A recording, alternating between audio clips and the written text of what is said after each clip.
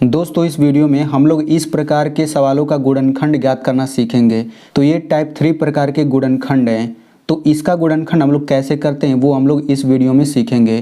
तो पिछली वीडियो में हमने गुणनखंड ज्ञात करना सीखा था। उन सब सवालों में यहाँ पे प्लस था, यहाँ पर भी प्लस था टाइप 1 प्रकार के गुणनखंड में, और टाइप 2 प्रकार के गुणनखंड में यहाँ पर प्लस था, यहाँ पर माइनस था। लेकिन टाइप 3 प्रकार के गुणनखंड में आप लोग देख सकते हैं यहाँ पर भी माइनस है और यहाँ पर भी माइनस है। तो अगर आप लोग नए हैं और टाइप 1 और टाइप 2 प्रकार के सवालों का गुणनखंड नहीं सीखे हैं तो उसका लिंक मैं यहाँ पे दे दूंगा, आप लोग उसे देख लीजिएगा। तो पहले आप लोग इस वीडियो को देख लीजिए, उसके बाद देखिएगा। तो मैं आपको पहले ही एक बात बताना चाहता हूँ कि इस वीडियो में हम लोग केवल 2 सवालों को हल करेंगे। इसमें ये जो दूसरा सवाल है ये काफ़ी महत्वपूर्ण है। इस प्रकार का सवाल हमने ना टाइप 1 प्रकार के गुणनखंड में लिया है, ना ही टाइप 2 प्रकार के गुणनखंड में लिया है। अब ये महत्वपूर्ण क्यों है वो आप समझ लीजिए, क्योंकि यहाँ पे देखिए यक्स के पहले यहाँ पे संख्या है, लेकिन इसमें यक्स के पहले कोई संख्या नहीं है।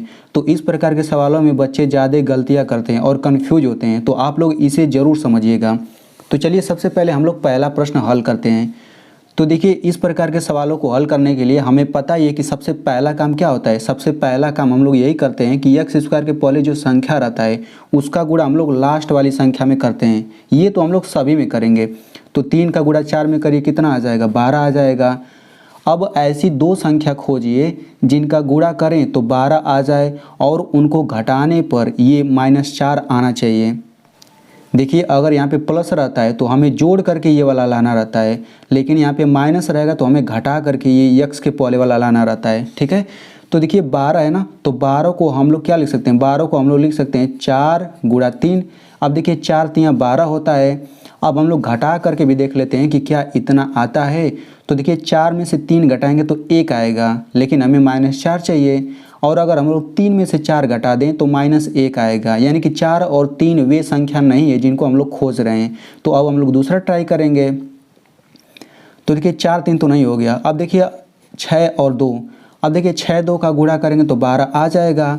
और अगर हम लोग 6 में से 2 को घटा दें तो 4 आ जाएगा, लेकिन हमें 4 नहीं चाहिए, हमें तो -4 चाहिए ना, क्योंकि यक्स के पहले तो -4 है।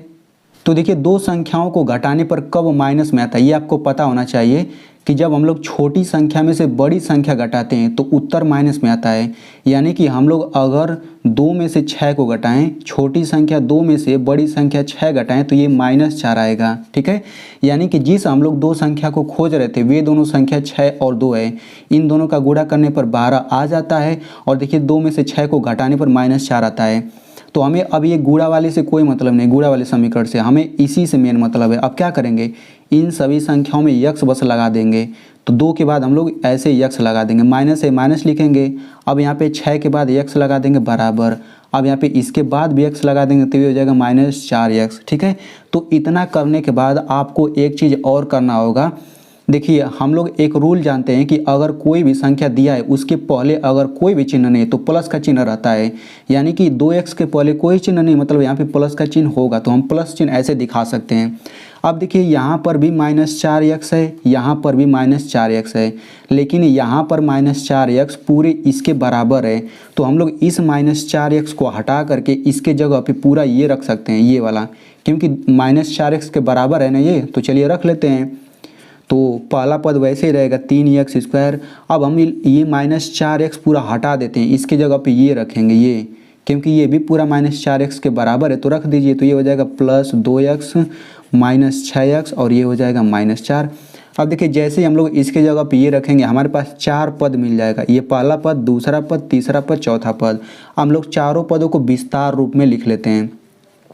तो देखिए 3x² को हम लोग कितना लिख सकते हैं, यहाँ पे देखिए 3 संख्या है ना, तो संख्या का हम लोग अभाज्य गुणनखंड कर देते हैं। तो 3 का अभाज्य गुणनखंड होगा नहीं तो 3 को वैसे ही लिखेंगे, फिर गुणा। यक्स पर 2 घात है तो हम लोग यक्स का 2 बार गुणा कर देंगे। 3 घात रहता तो 3 बार गुणा करके लिखते हैं। अब देखिए प्लस है तो प्लस लिखिए, यानी कि 3x² को विस्तार रूप ये हो गया। अब देखिए 2x को लिख सकते हैं हम लोग 2 गुणा x।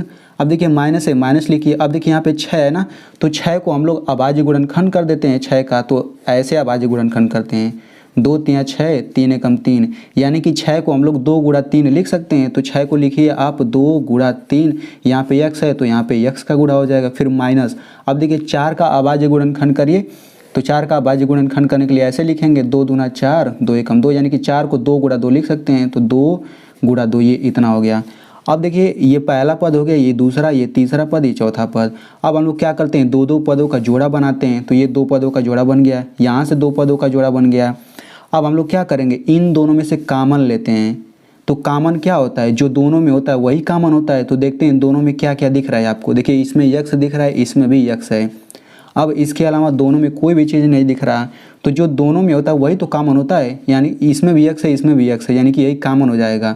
और जो कॉमन होता है वो कोष्टक के बाहर होता है। तो यक्स बाहर हमने कर दिया, यहाँ पे कोष्टक हो गया। ठीक है, अब यहाँ पे क्या बच जाएगा, 3 यक्स बचेगा। तो 3 यक्स लिखिए, प्लस है तो प्लस लिखिए। यहाँ पे क्या बचेगा, 2 बचेगा, तो यहाँ पे आप 2 लिख दीजिए, इतना हो गया।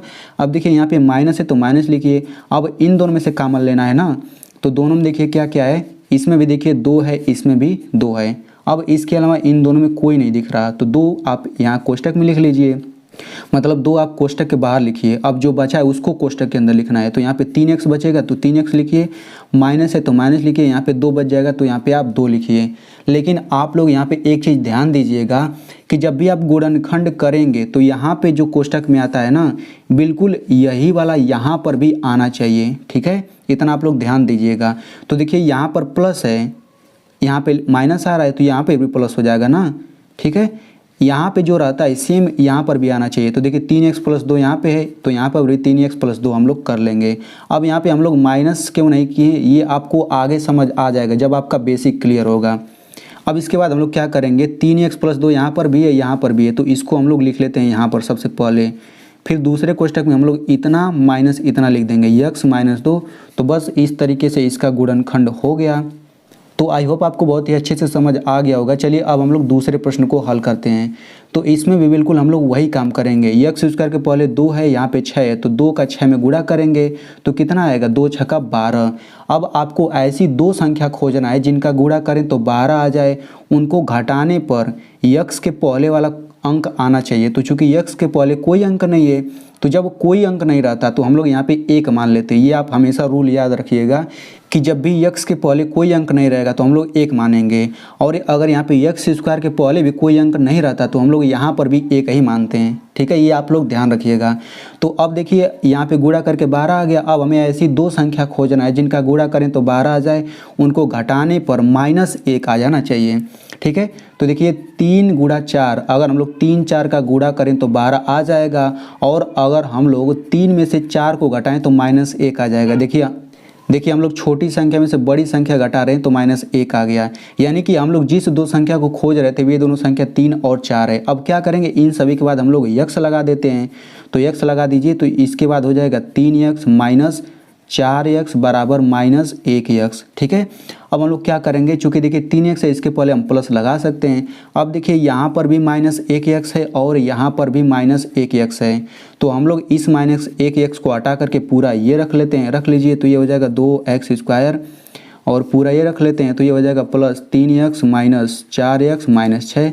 अब हम लोग क्या करेंगे, सभी का विस्तार रूप लिख लेते हैं। तो इसका विस्तार रूप क्या हो जाएगा, 2 × x प्लस है प्लस लिखिए, 3x को लिख देंगे हम लोग 3 × x, माइनस है माइनस लिखिए। अब 4 का अभाज्य गुणनखंड क्या होता है, 2 × 2 होता है, फिर गुणा x माइनस 6 का अभाज्य गुणनखंड क्या करेंगे, 2 × 3। यहाँ पे आप लोग देख सकते हैं 6 और 4 का अभाज्य गुणनखंड।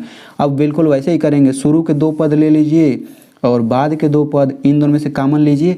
तो देखिए इसमें x है, इसमें भी x है, तो x यहाँ पे कोष्टक के बाहर हो जाएगा। कोष्टक में क्या बचेगा, 2 और x बचेगा, 2x प्लस है प्लस लिखिए, यहाँ पे 3 बच जाएगा। फिर यहाँ पे माइनस है तो माइनस लिखिए।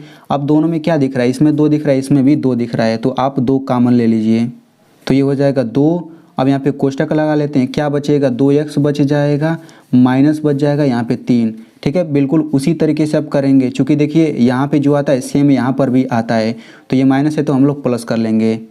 अब इसके बाद हम लोग क्या करेंगे, यहाँ पे जो दोनों जगह सेम है, इसको हम लोग सबसे पहले लिख लेते हैं और फिर बाद में इतना लिख देंगे, x - 2। तो इस तरीके से ये आंसर हो गया। तो चलिए अब मैं आपको गुणनखंड देता हूँ। आई होप आपको बहुत ही अच्छे से समझ आ गया होगा।